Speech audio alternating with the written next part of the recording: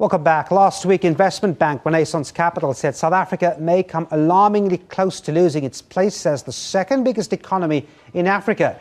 Nigeria officially became Africa's biggest economy in April last year, leapfrogging South Africa. This after the government announced a long overdue rebasing of that country's gross domestic product. Meanwhile, Egypt, the continent's current number 3, is projected to reach $315 billion, just a couple of billion shy of overtaking South Africa. Well, with us this afternoon, Israel Mkhize. He's the resident Africa political economist at Bukindaba Consulting. Israel, thanks for coming in.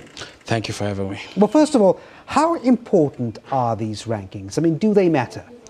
They matter very much because if you're looking at African countries, there's about 8 African countries who've recently done their rebasing of their GDP, which gives a comprehensive picture of the current state of the economy for the investor to boost foreign direct investment confidence, so to speak, and also to move the baseline, because most of them, let's say, take Nigeria, for instance, moving a baseline maybe from 1999 to 2003 and starting from 2003 up to 2013, so that then from that period they begin to measure the economic performance.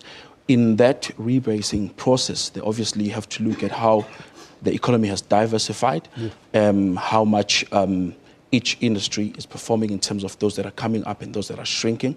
Then it's obviously comprehensive because it's not just the internal financial aspect to look at it. Like you'd have, in the Nigerian case, bring in the African Investment Development Bank, you bring in the IMF to look at the rigorousness in terms of the acquisition of the information financial statistics. Okay, fair enough. Where does the threat come now from Egypt? I would have thought the Arab Spring was just 5 years ago. There's a fair degree of instability in Egypt, even as we speak. Why are they such a big threat? Are we not on the progressive end here, or are they doing pretty well? Well, I think it's because of the nature of our economy.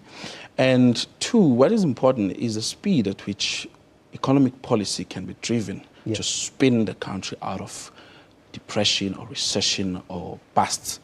Because in Egypt, if you carefully look, just 4 or 5 years ago, there was turmoil with the successions from Mubarak to the Muslim Brotherhood. Now it's Sisi, and we're looking at Sisi's termination in terms of economic policy. Their GDP, as we've read from RenCap, that it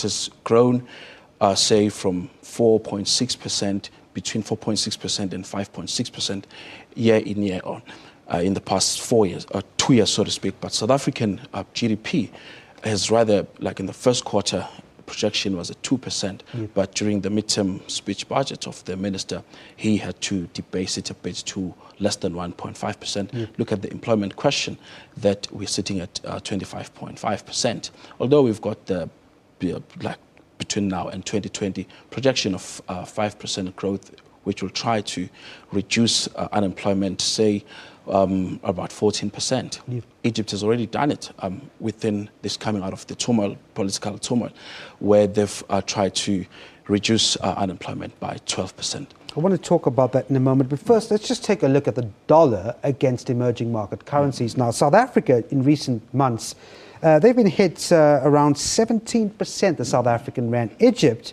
with this turmoil in emerging market currencies, only declining by 9%. All right, that's a big decline. But anyway, there's a vast difference between the two. Does that matter? It matters a lot. Talks to the question of the stability of the currency, because it also shows how the sensitivity of the currency is and its dependency to foreign, for instance, the dollar, which we usually use to measure. But when you look at the economy in Egypt, there's been in their currency, there's been more dependence on good internal demand. And in our case, we've got our economy and our currency dependent on, for instance, Chinese, which has been the biggest consumer of our commodities. Look at what happened to their currency. They ended up having to devalue their currency. As it was going down, it obviously affected the demand side of the economy on our commodities, which is the biggest part, say, of what brings our GDP on the table. So it does, and also investors are looking for some kind of stability on the currency, not much of inflation and so on. So as we have been waiting to hear the pronouncement, for instance, from the Fed, as the Reserve Bank announced the governor, to see how they play around with the question of interest rates, it obviously directly impacts on the flexibility and the fluctuation of our own currency. And yeah. You speak about threats to investment, threats to the economy. Just very briefly, it doesn't help Egypt now to have that plane go down 2 weeks ago, because you have flights being held back in the UK, for example. Tourism, major input into this country's economy. So that's a threat on that front for Egypt, is it not? Of course, geopolitical economy is the driving force right now of world economies. There's been a conversation in Europe where financial economists were asking whether is it politics or is it financial markets that are driving decision of investment. But they came to a conclusion that it's actually the geopolitical factors that are driving the question, because if there's issues of security, look at the results, the investigation around the plane crash. If it's deemed to be an accident, investors might say, okay, maybe natural occurrences happen, but if it is deemed as there's an attack, that would then obviously link the Egyptian socio-political and socio-geopolitical element to the question of what? Of extremists. And now who wants to go and invest where there are extremist sort of instabilities, terrorism, and so on and so forth. So those socio-political and sort of incidental events, they obviously have an impact. And also the question of tourism. Look what happened in Tunisia. The government opened fire at the beach. How did it impact its tourism percentage with the European country? It really declined at the point. We're going to have to leave it there. Israel, thanks very much indeed for coming in. Israel Mkhize from Bukindaba Consulting. A pleasure having you. Thank you.